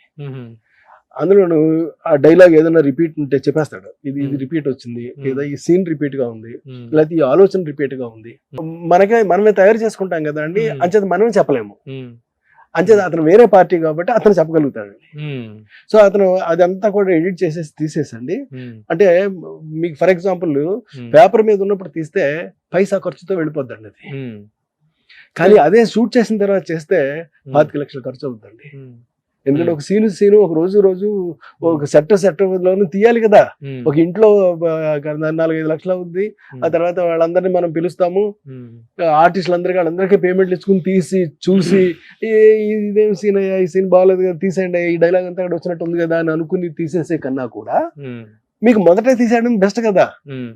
పేపర్ మీద ఆల్వేస్ ప్లానింగ్ ఆయన దగ్గర పర్ఫెక్ట్ గా ఉండేది. అక్కడ అలా ఒప్పుకొని S V Krishna Reddy cinema Achi Reddy production చూడాలని ఒప్పుకోని లేదండి. ఆయన చాలా సినిమాలు చూడలేదండి. ఆయన చాలా సినిమాలు అసలు వచ్చేవాడే కాదు. ఆయన లేని సినిమాలు లేవు కాదండి, ఆయన లేకుండా ఉన్నాయి, బోల్డెన్ సినిమాలు ఉన్నాయి. ఆయన తను చేసే సినిమాలు తను చేసేవాడండి. ఎవరైనా ఒకవేళ తనని మీరు ఉండండి సార్, మీరు ఉంటే బాగుంటుంది అలాగని చెప్పేసి అంటే రవికిషోర్ గారు అడిగేవారు, వెళ్ళి ఉండేవాడు. ఆ తర్వాత మనసులో మాట కూడా ఆయన ఏం లేడండి. ఆయన పెద్దగా చెట్టు కూడా వచ్చేవాడు కాదు. ఆయన ఏదైనా సలహాలు ఉంటే డిస్కస్ చేసేయడం సరిపెట్టేయడమే తప్ప ఆయన ఏం వచ్చేవారు కాదు. ఆయన బయట సినిమాలు ఇప్పుడు ఏది చేసినా గానీ బయట సినిమాలకి రమ్మని పిలిస్తే అవతల వాడు ప్రొడ్యూసర్ పిలిస్తే వెళ్తారే తప్ప పిలవకపోతే అసలు టచ్ చేయండి నేను. పైగా పిలిచిన ఒక కండిషన్ మాత్రం ఉంటుందండి. అది ఏంటి అని అంటే, నేను డబ్బుని టచ్ చేయను, ముట్టుకోను నేను. మీరు ఒక మనిషిని పెట్టుకోండి, మీకు సంబంధించిన మనిషిని, అతను ఖర్చు పెడతాడు. మీరు ఏ డౌట్ ఉన్నా నన్ను అడగండి, నేను మీకు ఆన్సర్ చెప్తాను, అంతే తప్ప నేను మాత్రం టచ్ చేయను. నేను ఒక్క రూపాయి కూడా ఆయన ముట్టుకోడు. అంత కరెక్ట్ గా ఉంటుందండి. ఆ రోజుల్లో మన సినిమా ఇండస్ట్రీలో చూసుకుంటే ప్యారలల్ డైరెక్టర్స్ గా అనుకుంటే ఒకప్పుడు దాసరి నారాయణరావు గారు, రాఘవేంద్రరావు గారు. ఆ తర్వాత అలాంటి ప్యారలల్ డైరెక్టర్స్ గా మీరు, ఈవీవి సత్యనారాయణ గారు, ఒక అద్భుతమైన జర్నీ, ఒక పీరియడ్ అనమాట. ఆ పీరియడ్ గొప్పగా నడిచింది. మీరు దాసరి నారాయణరావా, రాఘవేంద్రరావా? ఇద్దరు కాదండి. నాకు పేరుంది ఎస్వి కృష్ణారెడ్డి అలాగని. సో ఆడిని మాత్రమే నేను. రాఘవేంద్రరావు గారు మహానుభావుడు.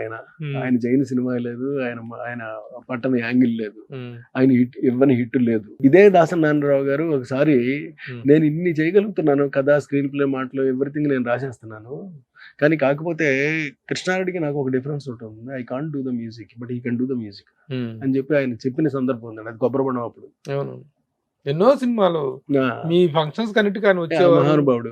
అంచేత ఆ ఇద్దరు లెజెండ్స్ ని కూడా మనం ఎట్టి పరిస్థితులను కూడా కంపేర్ చేసుకోలేమండి. అంటే చేయటం లేదు, చేయొద్దు. ఆ తర్వాత వచ్చినటువంటి దీంట్లో అది ఒక ఎవరి ఫేవర్ గా ఉండేవారు, ఎవరి ఇన్స్పిరేషన్ ఆ ఇద్దరులో? ఇక ఇద్దరులోనూ ఇద్దరు ఇన్స్పిరేషన్ కదండి. ఆ ఇద్దరు కూడా మాకు లెజెండ్సే, గ్రేట్ పీపుల్ అండి ఇద్దరు. అయిన తర్వాత ఇటు అవతల ఈవి గారు, యువతల మళ్ళీ మేము ఎదుగుతూ వచ్చాము కొంతకాలం పాటు. రన్ అవుతూ వచ్చిందండి. ఆ జంట జర్నీలు అనేటువంటి తర్వాత కనిపించలేదు. తర్వాత చాలా మంది వచ్చారు. ఒక గోల్డెన్ పీరియడ్ అనేటువంటి ఆ రోజు మాత్రం బాగానే ఎంజాయ్ చేసాం కూడానండి. ఆ పీరియడ్ ని బాగానే ఎంజాయ్ చేసాం. ఆ రోజుల్లో అంత ఉధృతమైనటువంటి స్థాయికి ఉన్న ఎస్వి కృష్ణారెడ్డి గారికి బాలకృష్ణ గారితో టాప్ హీరో సినిమా, నాగార్జున గారితో వజ్రం అనేటువంటి సినిమా రెండు చేస్తే సక్సెస్ అవ్వలేదు. అంటే స్టార్స్ ని హ్యాండిల్ చేయలేకపోయాడు ఎస్వి కృష్ణారెడ్డి అనే. బాలకృష్ణ గారితో చేసింది అది హిట్ అనండి. అది కానీ అది 100 రోజులు కూడా ఆడినట్టే గుర్తుంది నాకు. కాకపోతే ఏంటంటే అది మ్యూజిక్ అయినంత హిట్ సినిమా అవ్వలేదు. కానీ సినిమా మాత్రం సక్సెస్ఫుల్ గానే రన్ అయిందండి. అది ఫెయిల్యూర్ సినిమా మాత్రం కాదండి. అది 4 రూపాయలు తెచ్చిపెట్టిన సినిమా డిస్ట్రిబ్యూటర్లు గానీ అందరికీ. వజ్రం మాత్రం అనుకున్నంత పెద్ద హిట్ కాదండి. అది రీమేక్. అది యాక్చువల్ గా వజ్రం బదులు మీరు రాకుమారుడు అలాగని చెప్పేసి నేను వేరే కథను సిద్ధం చేశానండి. సిద్ధం చేసి ఆ కథే చెప్పాను నేను నాగార్జున గారికి. చెప్పినప్పుడు ఆయనకు చాలా బాగా నచ్చిందండి, ఇది మనం చేసేస్తున్నాం అలాగే. కానీ నరసారెడ్డి అనేవాడు ఎప్పుడైతే వచ్చాడో, ఆయన ప్రొడ్యూసర్ గా నాకు బాగా మంచి టేబుల్ మార్జిన్ ఉంటేనే తప్ప నేను చేయలేనండి, నాకు అప్పులు ఉన్నాయి అలాగని చెప్పాడు ఆయన. సో అటు నాగార్జున గారు నేను కూడా ఈయనకి బెండ్ అయ్యి మేము మళ్ళీ కథ మార్చుకుని ఒక రీమేక్ ఏదో కొనుక్కుని ఆ రీమేక్ చేయటం అనేటటువంటిది నేను చేసిన మొట్టమొదటి తప్పండి. Malayalam remake. That is the blunder. ఇప్పుడు మళ్ళీ నేను రికవర్ చేసుకోవాలండి, చేసుకుంటా. ఆ తప్పులన్నింటినీ కూడా సరి చేస్తాను. ఆ నిర్ణయం మీరు అప్పట్లో చాలా సినిమాలు కూడా ఏదైనా మీ నిర్ణయం ప్రకారం మీ ఇదిలోనే జరిగేవి, ఇది ఒక్కటి మీరు వేసిన రాంగ్ స్టెప్ అంటారు? 100% నేను చేసినటువంటి ఒక పెద్ద రాంగ్ స్టెప్ అంటారు. స్టార్స్ ని హ్యాండిల్ చేయలేకపోయాడు నాగార్జున వచ్చిందండి. నేను నిజానికి స్టార్ ని హ్యాండిల్ చేయలేకపోతే కృష్ణ గారిని ఎలా హ్యాండిల్ చేయగలుగుతాను? ఒక మామూలు వాడిని ఎమ్మెల్యేలో ఆలీని పెట్టి ఎలా హీరోని తయారు చేయగలుగుతాను? చిరంజీవి గారు అనేటువంటి ఒక స్టెప్ ఎక్కలేకపోయారు. చిరంజీవి గాని, వెంకటేష్ గాని కథ అసలు వీళ్ళందరూ ఆ దృష్టిలో పెట్టుకురండి. వీడికి పెద్దగా పని రాదేమో, పెద్దగా హీరోలు ట్యాకిల్ చేయలేడేమో అన్న ఒక డౌట్ అండి. ఎప్పుడు డౌట్ ఒకటే మనిషికి అండి. చిరంజీవి గారితో చేసే అవకాశం వచ్చిందా మీకు ఎప్పుడైనా? ఆఫర్ గానీ అవకాశం గానీ ఏం జరిగిందా చిరంజీవి గారితో? ఈ మధ్య అనుకున్నామండి, బహుశా మరి భవిష్యత్తులో చేస్తామేమో తెలియదు. ఈ మధ్య వెరీ రీసెంట్ గా చాలా ఎంకరేజింగ్ మాట్లాడేవాళ్ళు ఆయన చిరంజీవి గారు. మీ మీటింగ్స్ గానీ మీ ఫంక్షన్స్ గానీ వచ్చినప్పుడు చాలా ఎంకరేజింగ్ గా మాట్లాడారు, చాలా ఇదిగా ఉండేది. ఇంత గొప్పగా జరుగుతున్నటువంటి మనీషా చరిత్ర గానీ, ఎస్వి కృష్ణారెడ్డి, అచ్చిరెడ్డి గారి ప్రస్థానం కానీ వెనకపడిపోవడానికి కారణం మీరు హీరో అవ్వాలి అనేటువంటి నిర్ణయం నుంచేనా? ఉంటుందండి. ఒకసారి కొన్ని తప్పులు జరుగుతూ ఉంటాయి, కొన్ని ఒప్పులు జరుగుతూ ఉంటాయి. అంటే మీరు హీరో చేయాలనుకోవటం తప్పే డిసిషన్ అనుకుంటున్నారా? ఒక రకంగా తప్పే. ఆ తప్పు మీద అచ్చిరెడ్డి గారు. ఆ తప్పు అచ్చిరెడ్డి గారి మీద వేయలేనండి నేను. అచ్చిరెడ్డి గారు నా తప్పు నాదే అన్నారు. ఆయన అంటాడు, పెద్ద మనసు చేసుకుని అంటాడు అంతే తప్ప. ఒక సందర్భంలో నేను అడిగినప్పుడు అచ్చిరెడ్డి గారిని, హీరోగా ఎస్వి కృష్ణారెడ్డి గారు ఫెయిల్ అయ్యారు కదా అని నేను అడిగితే, తను ఫెయిల్ అవ్వలేదు, నిర్మాతగా తన హీరోగా నిలబెట్టడంలో నేను ఫెయిల్ అయ్యాను, నిర్మాతగా ఇట్ ఇస్ మై ఫెయిల్యూర్. చాలా ఖర్చు పెట్టారండి వాళ్ళు, చాలా ఖర్చు పెట్టారు. మనీషాలు మామూలుగా ఖర్చు పెట్టలేదండి. ఉగాది సినిమాకి వాళ్ళెవరు? మనిషి అంటే మీరేగా. అదే తను వాళ్ళు అని అంటే అక్కడ అచ్చిరెడ్డి గారు బ్యాచ్ అని మీనింగ్ అండి. నేను అనేవాడు ఒక డైరెక్టర్ మాత్రమేనండి. అందుకని నేను మాట్లాడతాను. బాగా ఖర్చు పెట్టారు, బాగా చేశారండి వాళ్ళు. అంచేత వాళ్ళు తప్పేమీ లేదు. బట్ అతని సంస్కారం అదే అతనిలో ఉన్న గొప్పతనం అండి. తన మీద వేసుకున్నాడు అంతే. ప్రోత్సాహమా లేకపోతే మీరు హీరోగా చేయాల్సిందే అని మీరు పట్టుపట్టడం లేదండి. అంటే తను ప్రోత్సహించాడు కూడానండి. చేస్తే బానే ఉంటది, ఇప్పుడు చేయకపోతే ఇంకెప్పుడు చేస్తాము అని చెప్పేసి అప్పటికే ఇప్పుడు అట్లీస్ట్ నువ్వు your figure is now fit to become a hero. So ఈ కండిషన్ లో మనం చేయకపోతే ఇంకా ఉండే కొద్ది 4-5 ఏళ్ళు పోయింది అని అంటే మనం ఎలా చేయగలుగుతాం? చేయలేం కదా. బాగా ఫీల్ అయ్యారా? అభిషేకం ఫెయిల్ అయ్యి ఒక హీరోగా నేను ఫెయిల్ అయ్యానే అన్న ఇన్ని వింగ్స్ లో సక్సెస్ అయ్యాను అంటే అభిషేకం ఫెయిల్యూర్ ని మీరు ఎలా రిసీవ్ చేసుకున్నారు? నాకు భగవంతుడు ఒక గొప్ప వరం ఒకటి ఇచ్చానండి. ఎంత పెద్ద కష్టమైనా, ఎంత పెద్ద స్థిరమైనా, ఎంత పెద్ద బాధ అయినా కానీ క్షణంలో మర్చిపోతాను, ఇంకా వదిలేస్తానంతే. అందుకేనేమో భగవంతుడు ఇన్నేళ్ల తర్వాత, ఆఫ్టర్ 16, 17, 18 ఇయర్స్ తర్వాత ఒక సినిమా చేసే అవకాశం ఇచ్చాడు. ఏమో రేపు పొద్దున ఎన్ని గొప్ప వింతలు జరుగుతాయో, ఎన్ని గొప్ప అద్భుతాలు వస్తాయో మనకి ఏం తెలుసు. మన పని మాత్రం మనం చేసుకుంటూ వెళ్ళిపోవాలి. అందుకనే ప్రయత్నం ఎప్పుడు కూడా మనిషి మానకూడదు. మనిషి ప్రయత్నం మానేస్తే ఓడిపోయినట్టే లెక్కండి. అభిషేకం తర్వాత ఇక ఆ మనిషి ఆర్థికంగా కూడా కొంచెం దెబ్బతిన్నది కదా, బాగా ఫైనాన్షియల్ గా కూడా ఇదైంది. నెక్స్ట్ సినిమా తీసేటువంటి ఇది లేకుండా తగ్గిందండి. తగ్గడంతో పాటుగా మేము ఏం చేసామంటే, అంటే కేవలం ఆర్థికంగా దెబ్బతినడం ఒకటే కారణం కాదండి. మేము ఒక డెసిషన్కి వచ్చామండి. అంటే ఇప్పుడు ఈ కండిషన్స్ లో అంటే మేము ఎప్పుడు కూడా ఒక గ్రూప్ మీటింగ్ లా పెట్టుకుంటామండి. నేను అచ్చిరెడ్డి గారు మీ ఇద్దరం కూర్చుని ఒక మీటింగ్, ఇదే మాకు 100 మంది కూర్చున్న దాంతో సమానం పెట్టుకోవట్లేదు. మనం సినిమాని ఇంక కంటిన్యూ చేద్దామా వద్దా? వద్దు అని డిసైడ్ అయిపోయాం. ఇద్దరు మీ నిర్ణయం, ఆయన నిర్ణయం? వద్దు అనేది నా నిర్ణయం అండి. అని ఇద్దరు డిసైడ్ అయిపోయి ఆయన ఫాలో అయిపోయాడు, అంతే. సింపుల్ అండి. ఏది ఏమైనా ఈ రోజున మనీషా సంస్థ ప్రస్తుతానికి యాక్టివిటీలో లేకపోయినప్పటికీ కూడా అప్పటికున్న పరిస్థితుల్లో కానీ వీటిల్లో కానీ ఎస్వి కృష్ణారెడ్డి, అచ్చిరెడ్డి ఫైనాన్షియల్ గా స్థిరపడ్డారా? Yes, well settled. అంటే మీరంటే బయట దర్శకుడుగా మీరు బాగా సక్సెస్ అయ్యారు కాబట్టి, బయట సినిమాలు కూడా బోల్డ్ చేశారు కాబట్టి మీరు ఫైనాన్షియల్ గా నిలబడ్డారు. అచ్చిరెడ్డి గారు కూడా ఫైనాన్షియల్ గా స్టార్ట్. మిమ్మల్ని హీరోగా పెట్టి సినిమాలు తీసి ఆయన దెబ్బతిన్నారు, ఆయన ఫైనాన్షియల్ పొజిషన్ అనేటువంటిది డౌన్ అయింది. ఎస్వి కృష్ణారెడ్డి గారు ఎలాగో డైరెక్టర్ గా సక్సెస్ అయ్యారు కాబట్టి ఆయన ఎందుకు నేను దెబ్బ తిన్నిస్తాను? ఇంత మాట్లాడిన మీరు ఈ ప్రశ్న ఏంటి? పొరపాటును కూడా నేను అతన్ని దెబ్బతిన్నివ్వనండి, దెబ్బతిన్నివ్వను, అతను బాధ పెట్టనివ్వను, అతను బాధ కలగనివ్వనండి. నేను బ్రతికే ఉన్నాను, ఇంకా ఎస్వి కృష్ణారెడ్డి ఉన్నాడు, నేనున్నాను. నేనుండగా అచ్చిరెడ్డికి ఎలాంటి సమస్య రానివ్వనండి, రాదు కూడా. చినుకు చినుకు అందెలతో సాంగ్ ఇద్దరి మీద షూట్ చేసినటువంటిది కూడా ఒక చిన్న కాంట్రవర్షియల్ ఈగోయిస్టిక్ పాయింట్ వల్లనే అనేటువంటిది, దానికి వివరణ ఏంటి? ఎందుకు చేశారు అట్లా ఒకే పాటని?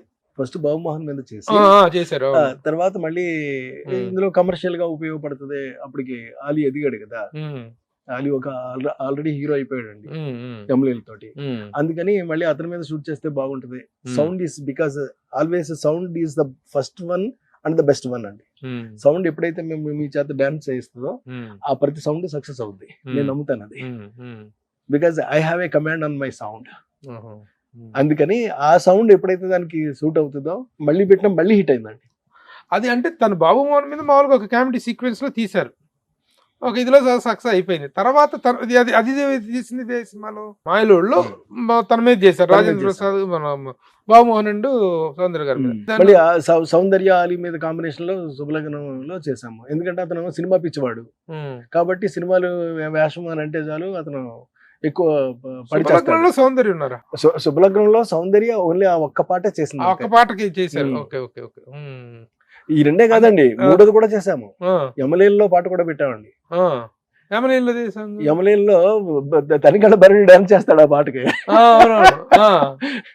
ఇదే సాంగ్ అండి. చినుకు చినుకే. చినుకు చినుకు. ఈ చినుకు చినుకు ఎక్కడైతే వాడేమో 3 కూడా సెన్సేషనల్ హిట్స్ అంతే 3 సినిమాలు కూడా. ఇప్పుడు అనుకోవటం అంటే బాబు మోహన్ కంటే ఈ సౌండ్ బాగుంది, Bali is better dancer, no doubt about that. Young better dancer కదా, అది ఇంకా బాగా ఫెచ్ అయింది. అవును. ఈ ఇతని మీద తనికల భరణి గారి మీద మళ్ళీ ఒక చిన్న ప్రయోగం అంతే తప్ప it was not any controversy matter. అబ్బాయి అసలు కాంట్రవర్సీ పదమే లేదండి అక్కడ లేదు. కాకపోతే అతని మీద ఏదో ఒక రెవెంజ్ లాగా అతనికంటే ఈ బాబు మోహన్ మీద. బాబు మోహన్ మీ పెట్ ఆర్టిస్ట్, ఈ చాలా సినిమాలో తను ఉన్నాడు కదా బ్రహ్మాండంగానండి. మీకు కాంట్రవర్సీ వచ్చిన ఆర్టిస్ట్ కానీ టెక్నీషియన్ కానీ ఉన్నారండి? ఎవరు లేరు ఎప్పుడు కూడా అందరూ ఏ చిన్న విషయంలో కూడా చిన్న విషయంలో కూడా నాతోటి ఇంతవరకు కాంట్రవర్సీ వచ్చినటువంటి ఆర్టిస్ట్ అనేవాడు లేడండి. మీడియాలో కూడా నాకు ఇప్పుడు ఎలాంటి సమస్య లేదు. మీరు బయట సినిమాలకి ఎందుకు మ్యూజిక్ చేయలేదు? బయట సినిమాలకి నేను పెట్టుకు తిరగలేనండి, ఎందుకంటే నేను హార్మోని వాయించలేను. అలాగే మీకే అవును మర్చిపోయినా, ఏ ఇన్స్ట్రుమెంటలిస్ట్ మీరు? అసలు నేను ఏ ఇన్స్ట్రుమెంట్ మ్యూజిక్ డైరెక్టర్ అనే అతనికి ఒక మ్యూజిక్ ఇన్స్ట్రుమెంట్ మీద కమాండ్ ఉండాలి? లేదండి, కంప్లీట్ గా నేను ఓన్లీ వాయిస్ మీదే నేను చేస్తాను. నా సొంత గొంతు మీద మాత్రమే నేను చేస్తానండి, అంతే. చేస్తాను మళ్ళీ, కానీ అది కూడా కాదు, సింగర్ కూడా కాదు, ఇన్స్ట్రుమెంటలిస్ట్. నాది ఒక రకంగా సంగీతంలో పెద్ద బాలశిక్ష చదువు లాంటిది అంతే. పెద్ద బాలశిక్ష చదివినాడు ఉత్తరాలు రాయగలడు కదా, ఉత్తరాలు రాసినప్పుడు వాడు పదాలు కూడా అందమైనవి వాడగలడు కదా, అందమైన పదాలు వాడగలిగిన వాడు పద్యాలు కూడా రాయగలడు కదా, పద్యాలు రాసిన వాడు పాటలు కూడా రాయగలడు. అంచేత ఇది సహజంగా అబ్బినటువంటి ఒక అదృష్టం అంతే నాకు. అంటే బయట నుంచి ఆఫర్స్ రాలేదా మీకు సంగీత దర్శకులు? వచ్చాయండి. చిరంజీవి గారే సినిమా చేయమని అడిగారే నన్ను. చిరంజీవి గారు అడిగారు, రాఘవేంద్రరావు గారు అడిగారు నాకు నా సినిమాకు దానికన్నా మ్యూజిక్ చేసి పెట్టవయ్యాను అలాగని చెప్పేసి. మరే ఎందుకు కాదు అంటే అదే డైరెక్షన్ అడగాల్సింది పోయి నన్ను అడిగారేంటి అడుగుతారేంటి అని అర్థవలేదు, కానీ అది కూడా ఎంజాయ్ చేశానండి. సర్లే ఇప్పుడు ఆ మ్యూజిక్ అంత నచ్చిందేమో వాళ్ళకి. పెనం మీద దోశ వేసినంత ఈజీగా చాలా సునాయాసంగా సూపర్ డూపర్ హిట్స్ కొట్టినటువంటి ఎస్వి కృష్ణారెడ్డి గారు గత 18 సంవత్సరాలు అయింది మీ దగ్గర నుంచి ఒక హిట్ సినిమా అనేటువంటిది వచ్చి. ఇంత లాంగ్ గ్యాప్ కారణం ఏంటి? ప్రజెంట్ దీంట్లో మీరు ఫిట్ ఇన్ కాలాకన్నా what is the main reason? మీ అనాలిసిస్ ఏంటి ఈ గ్యాప్ కి, ఈ ఫెయిల్యూర్ కి, ఈ గ్యాప్ కి? ఫెయిల్యూర్ అనే పదం వాడచ్చా? మనసు ఒప్పట్లేదు, కానీ ఇది ఫెయిల్యూర్ కాకపోయినా ప్రస్థానంలో ఒక దశ, ఒక ఫేజ్ అనుకోవచ్చేమో. అంటే పదాలు అనేటువంటివి మనకు ఉంటాయండి. బ్లేడు పెన్సిల్ చెక్కుతాము అంటామండి, మనం చెక్కుతాం. మరి అలా అనకపోతే ఇంకేమంటాం చెప్పండి? ఫెయిల్యూర్ అని అనండి, ఏమి తప్పలేదు. సక్సెస్ అని అనండి, తప్పు అసలు లేదు. మీ దగ్గర నిజంగా మీ మనసులో ఆ గౌరవాన్ని ఉంచుకున్నారు, నాకు చాలా సంతోషం. కానీ ఫెయిల్యూర్ అనే మాట్లాడండి, ఏం పర్వాలేదు, తప్పేం లేదు. నేను ఎందుకు 18 ఏళ్ల నుంచి నేను ఎందుకు చేయలేదు అని అంటే, నేను ఇంగ్లీష్ సినిమా ఒకటి అంటే ఆల్మోస్ట్ ఆహ్వానం లాంటిదేనండి, డివోర్స్ ఇన్విటేషన్ అలాగని చెప్పేసి ఒక సినిమా చేద్దామని చెప్పేసి పెట్టుకున్నా. ఏమైనా సరే కష్టపడి ఆ సినిమా చేయాలి. ఇంతమంది ఇంగ్లీష్ సినిమాలు చేస్తున్నారు కదా, అంటే ఎంతమంది అంటే మన తెలుగు నుంచి అని, ఇండియా నుంచి అని కాదండి, ఎందరో చేస్తున్నారు. అక్కడ మనం ఇంగ్లీష్ సినిమాలు చూసి ఇన్స్పైర్ అయిపోవడం తప్ప, అయిపోయి అందులో ఏదైనా ఉంటే వీలైతే సీన్ కాపీ కొట్టేసాం, ఇంకోటి చేసాం, చేయడం తప్ప ఏమి చేయట్లేదే ఇలాగా. కానీ మనమే ఎందుకు చేయకూడదు ఒక ఇంగ్లీష్ ఫిల్ము? ఎప్పుడు కూడా ఇలాంటి థాట్స్ ఉండేవాడు నాకు. అందుకని ఇంగ్లీష్ వైపు వెళ్ళిన వాడిని అక్కడ బ్లాక్ అయ్యానండి. అక్కడ దరిదాపు ఆ సినిమా పూర్తి అయ్యేటప్పటికి 3 years నుంచి 5 years పట్టిందండి. దాంతో ఇక్కడ జనం కొంచెం చాలా వరకు మర్చిపోయారు. Out of sight is out of మైండే కదా, న్యాచురల్ కదండి. చాలా వరకు మర్చిపోయారు. మర్చిపోయిన తర్వాత మళ్ళీ ఈ మధ్య ఏం అయిందంటే, జనంలోకి ఈ సినిమాలన్నింటినీ కూడా వరుసగా మన పాత సినిమా శుభలగ్నం, మావి చిగురు, ఇవన్నీ కూడా ఒక గోల్డెన్ హిట్స్ రేంజ్ లోకి వెళ్ళిపోయినాయి. అంటే one of the best hits అనేవి ఏమన్నా ఉన్నాయి అని అంటే, యమలీల, మావి చిగురు, శుభలగ్నం, ఆహ్వానం, ప్రేమకు వెళ్ళాయరా, సాంప్రదాయం, ఇలాంటి అన్ని సినిమాలని వాళ్ళు ఒక లిస్ట్ లో పెట్టుకున్నారు. రాజేంద్రుడు, గజేంద్రుడు, మాయిలోడు, ఒకటి కాదండి, ఇవన్నీ ఇన్ని సినిమాలు. ఇవన్నీ ఎవరు తీసాడు రా అంటే కృష్ణారెడ్డి. కృష్ణారెడ్డి చేయకపోవడం ఏంటి? చూస్తే మనకి టీవీలో కనపడుతున్నాడు కదా, యాక్టివ్ గానే ఉన్నాడు కదా, చేయొచ్చు కదా. అతనే ఇప్పుడు ఏదో మూడో కాల్ వేసుకుని అంటే తిరగట్లేదు కదా, హుషారుగా ఉన్నాడు, యాక్టివ్ గా ఉన్నాడు, ఎందుకు చేయడు?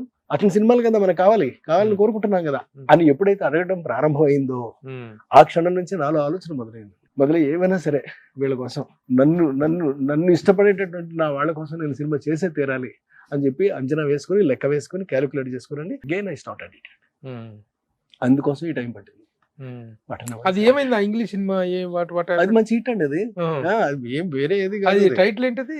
డైవర్స్ ఇన్విటేషన్ అండి. డైవర్స్ ఇన్విటేషన్ అంటే విడాకుల ఆహ్వానం అంతే. అదే ఆహ్వానం సబ్జెక్ట్ ఆహ్వాన సబ్జెక్ట్ అంటే అదేనండి. ఆల్మోస్ట్ కొంచెం అటు ఇటు చేంజెస్ చేసేసాను. అంటే ఇక్కడికి అక్కడికి డిఫరెన్స్ ఏంటంటే మనకేమో పెళ్లి ఈ కాన్సెప్ట్ మనకు ఉందండి, అక్కడ లేదు. Second marriage, third marriage, fourth marriage, step mother, step father ఇవన్నీ ఉంటాయి. కానీ వాళ్ళకు ఉన్నటువంటి ప్రొసీజర్ వేరు, మనకు ఉండేటటువంటి ప్రొసీజర్స్, మనకు ఉండే పద్ధతులు ఇవన్నీ వేరు.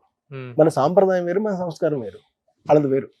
సో అక్కడికి వెళ్ళి నేను ఇవన్నీ క్యాలిక్యులేట్ చేసి వీళ్ళకి ఎలాగ మనం ఈ పాయింట్ ని ఎక్కించాలా, అసలు సంబంధం లేనటువంటి పాయింట్ ఇది అని చెప్పి మిమ్మల్ని మీరు బ్లాక్ చేసుకోవటం వర్ది అటెంప్ట్ అనిపించిందా మీకు? అనిపించిందండి. మీరు ఎంజాయ్ చేశారా? నేను ఎంజాయ్ చేశాను, బాగా ఎంజాయ్ చేశాను. 100% ఏంటంటే ఎవరు ప్రొడ్యూసర్ దానికి ఆర్ఆర్పి మూవీ మేకర్స్ ఆయనేనండి, పండిత్ రెడ్డి గారే, వెంకట్ ఆయనే. ఆయన నేను చేస్తాను సినిమా అని చెప్పాడు. నేను చేస్తాను, మీరు చేయండి అలాగని. అప్పుడు నేను వెళ్ళానండి అక్కడ. చాలా చాలా చిన్న బడ్జెట్ లో చేసామండి, పెద్ద బడ్జెట్ కూడా కాదు. అచ్చిరెడ్డి కృష్ణారెడ్డి గారి ప్రస్థానంలో ఆర్ఆర్ వెంకట్ అనేటువంటి ఒక వ్యక్తితో కూడా ఒక గుడ్ జర్నీ ఉంది. ఆయన సడన్ గా చనిపోవటం ఏంటంటే ఆయనతో మీ ఫేజ్ ఎలా నడిచింది? అంటే ఒక రేంజ్కి వెళ్ళిన తర్వాత ఇక మేము సినిమాలు చేయటం అనేటటువంటిది ఆపేసేసి ఇంగ్లీష్ ఫిల్మ్ చేయడానికి ఎప్పుడైతే వెళ్ళానో ఆ ఇంగ్లీష్ ఫిల్మ్ చేయటం అనేటటువంటిది ఆయన చేశాడు. నేను చేస్తాను అలాగే. ఇక అక్కడి నుంచి ఆ జర్నీ స్టార్ట్ అయిపోయింది అండి. అలా జర్నీ స్టార్ట్ అయిపోయి ఆయన అచ్చిరెడ్డి గారి హెల్ప్ తీసుకోవడం. ఆయన బయట కూడా చాలా సినిమాలు చేసి దెబ్బతిన్నారు కదా ఆర్ఆర్ వెంకట్ గారు. ఆయన కొంచెం దెబ్బతిన్నారు. అప్పట్లో చాలా ఫిలాంథ్రపీ యాక్టివిటీస్ కూడా చేసేవాళ్ళు. మీ ప్రతి సినిమా సంబంధించిన చేసేవాడు. దీంట్లో సేవా కార్యక్రమాలు, సహాయాలు అన్ని చేసేవాడు. ఇప్పుడు ఎంటర్టైన్మెంట్ ప్యాటర్న్ వస్తుంది, మీకు ఎలా అనిపిస్తుంటుంది? బాగానే అనిపిస్తుంది. చూస్తుంటారా ఇప్పుడు ప్రెజెంట్? డెఫినెట్ గా ప్రతి సినిమా చూస్తూనే ఉంటాను. థియేటర్కి వెళ్తారా? హిట్ అయినటువంటి సినిమా థియేటర్కి వెళ్ళిపోతారండి. ప్రసాద్ ల్యాబ్ థియేటర్ లో అక్కడికి వెళ్ళి చూస్తాను. ప్రసాద్ మల్టీప్లెక్స్ ఉంది కదా అండి, ప్రసాద్ మల్టీప్లెక్స్ కి వెళ్ళి చూస్తాను. నేను జనంతో పాటు చూస్తాను. కనీసం వారం ఒక సినిమా హిట్ అయినటువంటి సినిమాలు మాత్రమే చూస్తామండి. ఫట్ అయిన సినిమాలు వదిలేస్తాం. హిట్ అయిన సినిమాలు అంటే వెయిట్ చేస్తే రిలీజ్ రోజు రిలీజ్ అయిపోయింది తెలుసు, బాగుందని టాక్ వస్తే అప్పుడు బాగుంది అని అనగంటే మేము వెళ్ళిపోతాం అంతే. సెకండ్ డే కల్లా వచ్చేస్తుంది కదా టాక్. థర్డ్ డే దాకా ఎందుకు, వాళ్ళు నైటే వచ్చేస్తుంది. ఇప్పుడు తెలుగు సినిమా ఇంటర్నేషనల్ లెవెల్లో ఇది అయిపోయి ఆస్కార్ రేజ్ బరిలో కూడా ఉంది. అవును, రాజమౌళి గారు డైరెక్టర్ ఎమర్జ్ అయ్యారు. అవును, తెలుగు సినిమా అటు బాహుబలి సిరీస్ అయితే ఇప్పుడు త్రిబుల్ అయితే హౌ డు యు కాంప్లిమెంట్?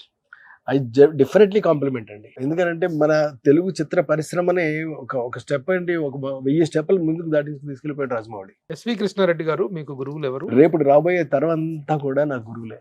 ఎందుకనంటే నిన్నటి గురువులు వాళ్ళు ఏం చేయాలో చేసేసారు, వెళ్ళిపోయారు. పాపం కొంతమంది చనిపోయారు, అయిపోయిందండి, చేసేసారు. ఒక జనరేషన్ వెళ్ళిపోయింది. కానీ ఏం చేయబోతున్నారో మనకి ఇంకా ఏం చెప్పడం లేదండి. చేస్తున్నారు, ఇంకా చేస్తూనే ఉన్నారు వాళ్ళు. మనకన్నా జూనియర్స్, వాళ్ళ దగ్గర ఎంత మెటీరియల్ ఉందో అది మనం నేర్చుకోవాలి కదా. మనం నేర్చుకుని మళ్ళీ వాళ్ళనే మనం పోటీ కాంపిటీషన్ లో తీసుకోవాలి కదా. సో చెయ్యాలి అని అంటే, వాళ్ళతోటి యుద్ధం చేయాలి అని అంటే, మనం నెగ్గాలి అని అంటే డెఫినెట్ గా మన దగ్గర కెపాసిటీ ఉండాలి. అందుకని నాకు వీళ్ళందరూ గురువులు. రాజమౌళి నా గురువు, త్రివిక్రమ్ శ్రీనివాస్ నా గురువు, వీళ్ళందరూనండి. మీరు యు నేమ్ ఇట్. ఇప్పుడు వస్తున్న ప్రతి సూపర్ డూపర్ హిట్ సినిమా చేసిన ఒక్కడు కూడా సుకుమార్ నా గురువు. మీరు ఎవరినైనా తీసుకోండి, వీళ్ళందరూ కూడా నాకు గురువులే. ఎందుకంటే there is a lot of material which they don't know, they are going to give it. అవన్నీ నేను ఎప్పటికప్పుడు నేర్చుకోవడానికి నాకు ఎంత అవకాశం దొరుకుతుంది చెప్పండి. ఇంతకన్నా అదృష్టం ఏమి ఉంటది? అది కొత్త రకం. అందుకే అంటారు, don't criticise, you can criticise an old man but don't criticise an young man. You don't know what he will be. What he will be. Yes you are 100% right అండి. వండర్ఫుల్ కాన్సెప్ట్ చెప్పారు, మంచి concept చెప్పారు. ప్రియమిత్రుడు, మీ ఆత్మలో ఆత్మ అచ్చిరెడ్డి గారి గురించి, మీ స్నేహం గురించి ఒకసారి చెప్పండి. ఇంకా ఇప్పటికి రోజు కలుస్తుంటారా మీ ఇద్దరు? ఎస్, ఎవ్రీ డే మేము మార్నింగ్ మీట్ అవుతా ఉంటామండి. We will discuss. ఇక పని అనేటువంటిదే ఉండదు, మీటింగ్ అయితే పని. పనండి. Cinema cinema cinema cinema cinema. రేపటి సినిమా ఎలా ఉండాలి మనకి, ఇప్పుడు వస్తున్న సినిమాలు ఎలా ఉండాలి. అంటే ఏమన్నా అంటే మనీషాకి మళ్ళీ పూర్వ వైభవం తీసుకొచ్చుకొని మనీషా ప్రొడక్షన్స్ మీద ఒక సినిమా వచ్చే అవకాశం ఉందా? లేదండి. అంటే ఇంక ఓన్ ఫిల్మ్స్ చేయడం అనేటటువంటి ఆలోచన లేదు నాకు. నాతో పాటు అచ్చిరెడ్డి గారికి లేదు. ఎందుకంటే అచ్చిరెడ్డి గారిలో ఒకవేళ ఉన్నా నేను దాన్ని తీసేశాను. అంచేత ఇంక మేము ఇద్దరం కూడా బయట సినిమాలు మాత్రమే చేస్తాము అన్నది పెట్టుకున్నామండి. అట్లాగే మనీషా ఫిలిమ్స్ తో ప్యారలల్ గా నడిచినటువంటి మరొక పేరు కిషోర్ రాఠీ. కిషోర్ రాఠీ ఇప్పుడు ఎక్కడున్నారు, ఏం చేస్తున్నారు, మీ డ్రైవ్ ఏమైంది? ఆయన ఇప్పుడు హోటల్ బిజినెస్ చేస్తున్నారండి. అప్పుడప్పుడు కలుస్తూ ఉంటామండి ఆయనతో. మీ స్నేహం అలాగే రిలేషన్ ఎలా ఉందా, ఎలాంటి విభేదాలు? 100%. తను కూడా ఈ వైండ్ అప్ అవడంతో తను కూడా పక్క వెళ్ళిపోయారు. తను ఏదో త్వరగా చేసుకుంటున్నారు. తను రాజేంద్ర ప్రసాద్ వాళ్ళతో సొంతంగా ఒక 2 సినిమాలు చేశారండి. పెద్దగా అలీతో కూడా ఒక సినిమా చేశారు. పెద్దగా అంటే ఓకే రేంజ్ లో వెళ్ళేవి. ఇప్పుడు ఎస్వి కృష్ణారెడ్డి గారు ప్రస్తుతం చేసినటువంటి ఈ ఆర్గానిక్ మామ హైబ్రిడ్ అల్లుడు అనేటువంటి దాన్ని మీ పూర్వ వైభవానికి తొలి సోపానం అని అనుకోవచ్చా మళ్ళీ ఈ ఇన్నింగ్స్ లో? అనుకోవచ్చండి. నేనైతే కాన్ఫిడెంట్ గా ఉన్నాను. ఇక ప్రేక్షకుల యొక్క ఆశీస్సులు ఎలా ఉంటాయి అనేది చూద్దామండి. ఇంకొక చిన్న విషయం ఏంటంటే, మీ ఫ్యామిలీ డీటెయిల్స్, మీ పిల్లల డీటెయిల్స్ ఎప్పుడు తెలియవు. మీ శ్రీమతి గారి పేరు, మీ పిల్లలు ఏం చేస్తున్నారు ఏంటి, ఆ డీటెయిల్స్ చెప్పరా? నాకు లలిత ప్రియ అని నా భార్య అండి ఆవిడ. ఇక పిల్లలు ఇద్దరు అమ్మాయిలు. సుధాలక్ష్మి అలాగే. పెద్ద పాప సుధాలక్ష్మి, చిన్న పాప కాకినాడలో వీర రాఘవరెడ్డి అలాగని చెప్పేసి అండి మా అల్లుడు గారు ఆయన ఇచ్చి చేశాను. సో అక్కడ ఇద్దరు మనవలు, ఒక పూజ అలాగేనండి, పూజారత్న ఆవిడ పేరు, అమ్మాయి పేరు. ఎవరు అమ్మాయి అంటే నా కూతురు మనవరాలు. మనవడు పాండురంగారెడ్డి అలాగని వాళ్ళ తాతగారి పేరు. అంటే నేను ఒక్కడే కదా తాతగారు, ఆ తాతగారి పేరు పెట్టుకున్నాడు ఆయన. సో అది వాళ్ళ హిస్టరీ. ఇక ఇక్కడ ఏంటంటే రెండవ అమ్మాయి విజయలక్ష్మి. సో భర్త రాజశేఖర్ రెడ్డి. వీళ్ళకి ఇంకా పిల్లలు లేరండి. So you are waiting. మీ అల్లుళ్ళకి కానీ వీళ్ళకి కానీ ఫిలిం మేకింగ్ వైపు కానీ సినిమా ఇండస్ట్రీ వైపు వచ్చే ఇంట్రెస్ట్ లేవండి? లేవండి. వాళ్ళ very busy with their own businesses. మా పెద్దలుడు గారు అయితే హైలీ కంఫర్టబుల్, బిగ్ రేంజ్, చాలా చాలా మంచి వ్యాపారం చేస్తాడు. Happy family. ఇప్పుడు ఇక సినిమాలు చేసుకోవడం ఒకటే నా పని. భగవంతుడు నాకు అప్పచెప్పిన పని చూడండి. నేను ఎంత అదృష్టవంతున్నా అని అనిపిస్తా ఉంటుంది తలుచుకున్నప్పుడు. భగవంతుడు నాకు మనసుకు నచ్చినటువంటి ఏ అంశం అయితే నాకు నచ్చుతుందో అదే నాకు వరంగా ఇస్తాడా, ఆ పనే నాకు పెడతాడా, ఆ పనిలోనే బ్రతకమని చెప్తాడా అని అనిపిస్తా ఉంటుందండి. ప్రొఫెషన్ ఈజ్ అవర్ గాడ్ అన్నట్టుగా వృత్తి దైవంగా భావించేటువంటి మీలాంటి వ్యక్తులు, మీలాంటి దర్శకులు, ముఖ్యంగా మీలాంటి సంస్కారవంతులు డైరెక్టర్ ఎందుకు చెప్తున్నా మాట, సినిమా అనేటువంటిది రకరకాల వయసెస్ కి ఆలవాలమైనటువంటిది. చెడిపోవటము, చెడగొట్టడం అనేటువంటిది కూడా సాధ్యమైనటువంటి ఫీల్డ్లో ఒక మంచి మార్గంలో మాత్రమే పయనిస్తాన్ని ఎంచుకున్న మీ సంస్కారానికి, మీ సభ్యతకు చేతులెత్తి నమస్కరిస్తూ థ్యాంక్ యూ వెరీ మచ్. చాలా సంతోషం. నమస్తే.